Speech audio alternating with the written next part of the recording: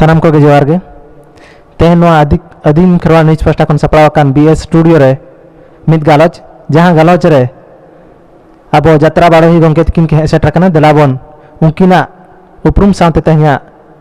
बापे पद कथा बो गलमारावा गंके जोहार गे गंके अबिना उपरुम दिन लय सदर ᱧᱚᱜᱟ गंके जोहार गे अलिजा ᱧᱩᱛᱩᱢ ᱫᱚ ᱦᱩᱭᱩᱜ ᱠᱟᱱᱟ ᱡᱚᱛᱤᱱᱫᱨᱚ ᱵᱮᱥᱨᱟ अतु बनकाठी सामिल जलपाड़ा ब्लॉक रासगोविंदपुर जिला मयूरभंज उड़ीसा गंके अबिन अडिगान बिन जात्रा का अडिगान लिंग आंजम बड़ा का तबिना तो नोआ जात्रा जगत ते चिकेत बिन हेना ओना बिन लय सदर लखन नापाय को हय अलिंग जात्रा जगत लिंग हेजना अलिंगा मने रे रस्के ताहे कना हड़ को तुलिक चिकेत लिंग उपरुमोआ और भागी साइज अलिंगा आड़ांग लिंग आंजम होचो कोआ अलिंग कथा लिंग आंजम होचो कोआ ओनाते अलिंग नोआ जात्रा तुलिंग हेजना और तीस खन बिन हेना नोआ जात्रा लइनते अलिंग हेजना 1980 साल रे लिंग हेज अकना अलिंग उन जोखा खन गे मने रे नंकाना रस्के हेजा लिंगा हेपरा जात्रा लिंग कराव लेया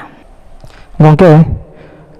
फुलु तो ओका जात्रा बिन आरंभ होले ओका जात्रा रे पहले दो हेपरा जात्रा लिंग कराव केत दो ओना दो जदू जूता ढेंकी रपुट एना और पहाड़ बंदे गामछा गोगो ओना जात्रा प्रथम दूत दो बिन आरंभ होले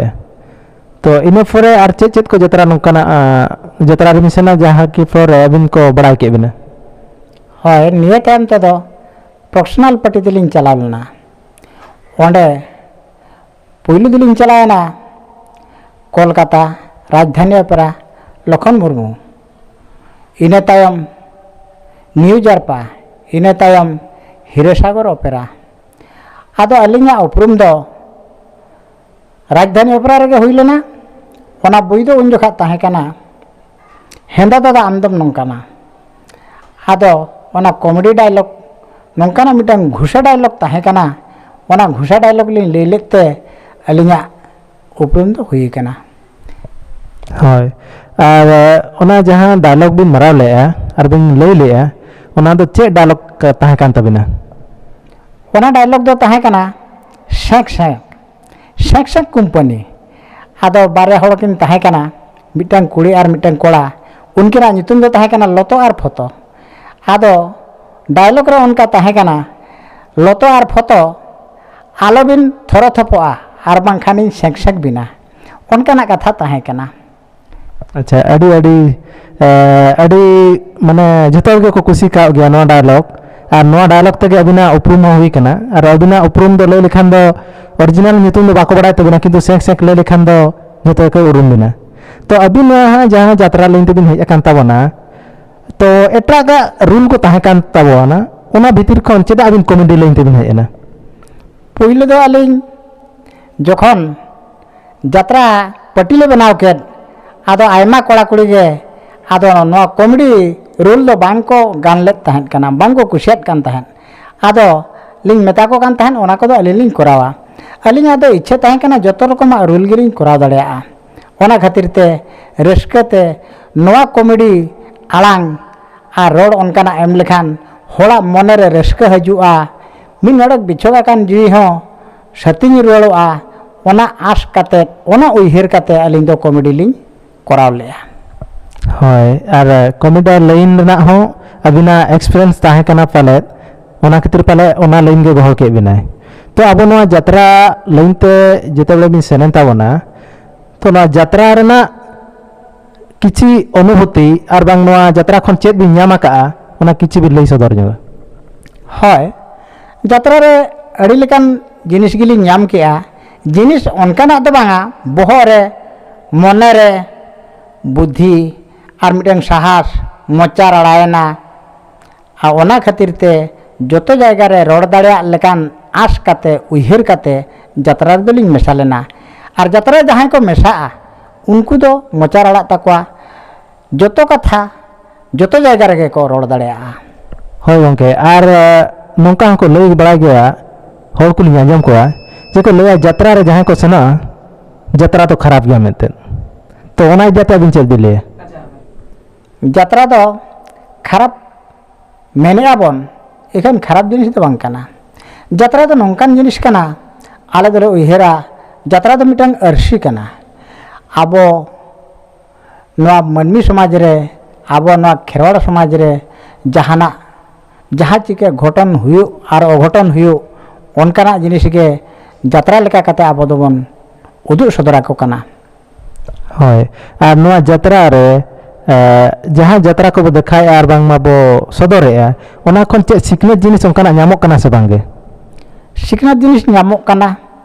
जे ओने बन देखाव के बड़ी जिनिस बन नेल हचोयत को ओना नेल काते ओना बड़ाय काते बड़ी जी आले मेनते उहेर हजुआ मनरे ओना खातिर ते नोआ जात्रा दो हुयुग कना आर बेस कमी लगित ओना को उहेर ᱧᱟᱢᱟ मेनते आले जात्रा परुखिया को मने अंतर मेना तो अबिन जहाँ जात्रा लाइन तेबिन हेज अकान तबना तो नोआ जात्रा लाइन रे नोआ रेना जहाँ कौड़ी को आर बांग पैसा को ᱧᱟᱢᱮᱜᱼᱟ ओनाते आबा संसार चलु लका चलु ताबोना से बाय चलु ताबोना होय जात्रा लाइन रे जहाँ तहना बेस ठीक जुदी जात्रायाय तबे संसार दो चलु तया आर उथने हो उथने दाड़ेयाय हर को उपरुमिया और आजा जमा नुआ हो गिद्रा पिद्रा हो असूल दाड़ेया को नापायते होय आर नोआ जहाँ जात्रा लाइन रे हेज अकान तबना तो जात्रा भीतर रे अबिन मा अडी गान माने भोज खना लय लेखान कोलकाता बिन सेटर कान तबना तो नोआ भीतर रे चेत नौकाना घटन हुई कान तबिना जहाँ घटन दो घाने उहेरोआ उनकाना चेत घटन होय लांदा जंगरे कथा पुइलू भोज दिसम दो अडे न्यूत्रे मेना लेका उहेर लेन तहन कना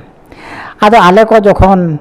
जात्रा उहेर काते कोलकाता को इदिले आदो आले ले उहेर लेन तहन कना आबो दो सरीगे सरी कोलकाता को पारोमेट बना जात्रा ले चलाव लेन आदो उन जुखा दो झेल गड़ी को हो बाबन देज अकान तहन जहाँ को मेता कना ना ट्रेन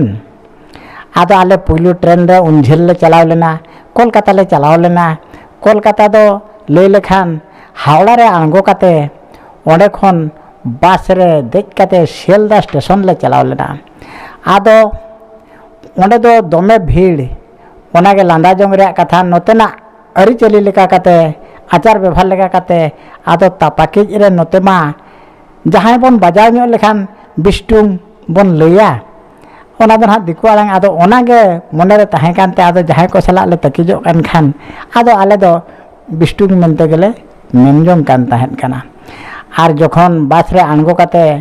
ओना रास्ता ले भोर ले पारमो कान ताहेन उन जुखा दो मुज को तिरेन लेका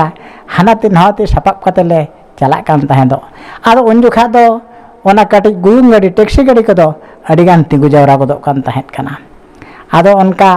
ओना दड़दा रे पारमो कान लेका नई गाड़ा मुडु करे उनका आदले तिपिया काते ले पारमो कान ताहेन काना आदो ओनागे लांदा जंग रे कथा इना तायम दा आदो सियालदा स्टेशन रे आदो जखन झेल गाड़ी रे ले देजेन उन जुखा को कुली ले लिया ओकाते पे चला आदो बांग्ला रोड कमा आपो मा बाबू बड़ाया का आदो उन जुखा चेत लो मेना चेत बांगा आदो जाक नोंकाना मिटंग आलांग ले एम किया आले दो बांगा शांतिपुर गेले चला कना इने खान आको आको को कपियो एना आर आले साला दो आदो चेत हमा करल लेया ओने खन गे आले ले बुझाव ᱧᱟᱢ किया नुकु दो बाको बुझाव दले तबना आबो कथा नुकु सला रोड काते चेत हो लाभ बचुना ओने खन माले चलाव लेन आर जहां ले यात्रा लगी ले चलाव कान ओंडे ले ताहे कान आदो पे पुन माह ताहे तायम आदो को मेताले कना या 3 दिन ओला हड़ दबन हारकेत को हैरान को आबो तबे चाहा को दो आबो आबो तेगे तैयारा आदो जाक आले दो ना स्टोव को हो लगाव हो बाले बड़ाय ताहे दो आन मिटन कुड़ी गिदरे सावरे ताहे कान गियाय आदो ले मेताले कना को जे चाहा को दो आपे तेगे लरजंग पे इनु को दो पे गान गिया आदो आले मा बोका बाले नेल का बाले लगाव बड़ा हका तिसो आदो ओना लगाव तो बाले गान लेया आदो ले मेनिया बांगा चाहा को तो बाबो नुया जाक उनका काते आदो उनको आले को बड़ा ᱧᱟᱢ के नुकु दो नोआ बाको गान दाड़ेया कना उनका लगा काते जाक आदो ओना लगाव को लिया लिया ओना पिन को चेलका को फुरचया ओना को लिया लिया आदो उनका लगाव काते जहाँ उनको ठेन खन सेना काते आदो स्टूब लगाव कोले ᱥᱮᱬᱟ ᱠᱮᱜᱼᱟ ᱟᱨ ᱪᱟᱦᱟ ᱫᱚ ᱚᱱᱟ ᱴᱚᱭᱟᱜ ᱨᱮᱠᱚ ᱮᱢᱟᱞᱮ ᱠᱟᱱ ᱛᱟᱦᱮᱸ ᱠᱟᱱᱟ ᱟᱫᱚ ᱚᱱᱟ ᱨᱮᱜᱮ ᱧᱩ ᱠᱟᱛᱮ ᱞᱮ ᱛᱟᱦᱮᱸᱭᱮᱱᱟ ᱟᱨ ᱫᱟᱠᱟ ᱢᱟᱞᱮ ᱡᱚᱢᱮᱫ ᱜᱮ ᱟᱫᱚ ᱱᱚᱣᱟ ᱫᱚ ᱱᱟᱜ ᱴᱤᱯᱤᱱ ᱞᱮᱠᱟ ᱠᱟᱛᱮ ᱦᱟᱞᱠᱟ ᱱᱟᱥᱮᱱᱟᱜ ᱵᱚᱱ ᱡᱚᱢ ᱤᱸᱜᱩᱞ ᱧᱚᱜ ᱠᱟᱜ ᱚᱱᱟ ᱞᱟᱹᱜᱤᱫ ᱛᱮ ᱱᱚᱣᱟ ᱫᱚ ᱵᱮᱵᱚᱥᱛᱷᱟ ᱛᱟᱦᱮᱸ ᱠᱟᱱᱟ ᱢᱟᱱᱮ ᱱᱚᱣᱟ ᱠᱟᱛᱷᱟ ᱞᱟᱹᱭ ᱨᱮᱱᱟᱜ ᱫᱚ ᱢᱮᱱ ᱦᱩᱭᱩᱜ ᱠᱟᱱᱟ ᱡᱮ ᱱᱚᱜᱼᱚ ᱱᱚᱝᱠᱟᱱᱟᱜ ᱠᱟᱛᱷᱟ ᱩᱭᱦᱟᱹᱨᱚᱜᱼᱟ ᱡᱟᱦᱟᱸ ᱠᱟᱛᱷᱟ ᱠᱚ ᱡᱮ ᱛᱤᱥ ᱦᱚᱸ ᱵᱟᱵᱤᱱ ᱧᱮᱞ ᱠᱟᱜᱼᱟ ᱛᱤᱥ ᱦᱚᱸ ᱵᱟᱭ ᱜᱷᱚᱴᱟᱣ ᱠᱚᱜᱼᱟ ᱠᱤᱱᱛᱩ ᱟᱵᱤᱱᱟᱜ ᱢᱮᱫ ᱥᱟᱢᱟᱝ ᱨᱮ ᱱᱚᱝᱠᱟᱱᱟᱜ ᱦᱩᱭ ᱠᱟᱱᱟ ᱛᱚ ᱢᱚᱱᱮ ᱢᱚᱱᱮᱛᱮ ᱩᱭᱦᱟᱹᱨ ᱞᱮᱠᱷᱟᱱ ᱫᱚ ᱢᱤᱢᱤᱫ ᱟᱢᱫᱟ ᱢᱟᱱᱮ ᱫᱩᱠ ᱨᱮᱵᱤᱱ ᱛᱟᱦᱮᱸ ᱠᱚᱜ ᱨᱮᱦᱚᱸ ᱞᱟᱸᱫᱟ ᱟᱠᱟ ᱜᱮᱵᱤᱱ ᱛᱟᱦᱮᱱᱟ ᱛᱚ ᱱᱚᱣᱟ ᱡᱮ ᱜᱷᱚᱴᱚᱱ ᱠᱚ ᱦᱩᱭ ᱠᱟᱱ ᱛᱟᱵᱚᱱᱟ ᱱᱚᱣᱟ ᱫᱚ ᱛᱤᱥ ᱦᱚᱸ ᱵᱟᱵᱤᱱ ᱦᱤᱲᱤᱧ ᱫᱟᱲᱮᱭᱟᱜᱼᱟ ᱵᱟᱝᱜᱮ ᱱᱚᱣᱟ ᱫᱚ ᱟᱫᱚ ᱡᱟᱦᱟᱸ ᱛᱤᱥᱚᱜ ᱞᱟᱹᱭ ᱡᱚᱝ ᱨᱮ ᱟᱹᱰᱤ ᱨᱟᱹᱥᱠᱟᱹ ᱵᱩᱡᱷᱟᱹᱜᱼᱟ ᱢᱚᱱᱮ ᱡᱤᱣᱤ ᱠᱚ ᱟᱹᱨᱩ ᱜᱚᱫᱚᱜᱼᱟ ᱟᱫᱚ ᱥᱟᱸᱜᱮ ᱧᱚᱜ ᱦᱚᱲ ᱠᱚᱠᱚ ᱛᱟᱦᱮᱱ ᱠᱷᱟᱱ ᱩᱱ ᱡᱚᱠᱷᱟᱡ ᱡᱟᱦᱟᱱᱟᱜ ᱜᱟᱯᱟᱞᱢᱟᱨᱟᱣ ᱛᱷᱩᱛᱤ ᱥᱟᱶᱛᱮ ᱱᱚᱣᱟ ᱦᱚᱸ ᱚᱱᱟ ᱥᱟᱶ ᱨᱮᱞᱤᱧ ᱢᱮᱥᱟ ᱜᱚᱫ ᱜᱮᱭᱟ ᱟᱞᱮ ᱚᱱᱮ ᱥᱮᱫᱟᱭ ᱠᱳᱞᱠᱟᱛᱟ ᱨᱮᱞᱮ ᱯᱟᱨᱚᱢ ᱞᱮᱫ ᱞᱮᱠᱚ ᱚᱱᱟ ᱠᱟᱛᱷᱟ ᱟᱫᱚ ᱠᱟᱹᱴᱤᱡ ᱞᱟᱹᱭ ᱧᱚᱜ ᱜᱚᱫᱚᱜ ᱜᱮᱭᱟ ᱦᱳᱭ ᱡᱟᱦᱟᱸ ᱠᱟᱛᱷᱟ ᱥᱮᱱ ᱠᱚᱜᱼᱟ ᱚᱱᱟ ᱢᱟ ᱩᱭᱦᱟᱹᱨᱚᱜ ᱜᱮᱭᱟ ᱟᱨ ᱱᱚᱝᱠᱟᱱᱟᱜ ᱢᱚᱱᱮ ᱵᱷᱤᱛᱤᱨ ᱨᱮ ᱦᱤᱡᱩᱜ ᱜᱮᱭᱟ ᱡᱮ ᱱᱚᱝᱠᱟᱱᱟᱜ ᱫᱤᱱ ᱦᱚᱸ ᱥᱮᱱ ᱟᱠᱟᱱᱟ ᱡᱟᱦᱟᱸ ᱫᱤᱱ ᱟᱞᱮ ᱞᱮ ᱥᱟᱢᱱᱟ ᱟᱠᱟᱜᱼᱟ ᱟᱨ ᱱᱚᱣᱟ ᱡᱟᱛᱨᱟ ᱤᱫᱤ ᱟᱛᱮᱫ ᱡᱟᱦᱟᱸᱭ ᱠᱚ ᱡᱟᱛᱨᱟᱭᱮᱫ ᱛᱟᱵᱚᱱᱟ ᱟᱨ ᱵᱟᱝ ᱡᱟᱛᱨᱟ ᱞᱟᱹᱭᱤᱱ ᱛᱮᱠᱚ ᱦᱮᱡ ᱟᱠᱟᱱ ᱛᱟᱵᱚᱱᱟ ᱩᱱᱠᱩ ᱞᱟᱹᱜᱤᱫ ᱪᱮᱫ ᱵᱤᱱ ᱞᱟᱹᱭᱟ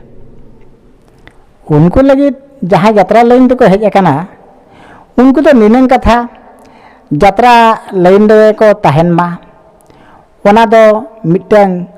हड़मो लगी अड़ी नपाय जिनिस कना जहाँ यात्रा लाइन रे तहनाय उनी दो दिन सरा मने जोंगा इन दो बइन हड़ाम कना से बइन बुढ़िया कना मेनते मने जो दो दिन सरा उनी दो कटेज गे तहन ताया हड़मो रे रोग आजार बांग हजुआ निनंग उयहरोआ नोआ हड़मो जी दो ओना जहाना रस्के सला मेसा काते मेना ओना खातिर ते निनंग मेना जहां को यात्रा लाइन रे मेना पे ताबना उनको दो यात्रा लाइन रे तहन पे और जहां को नेल हर को ताबन जहां को नेले ताबना यात्रा को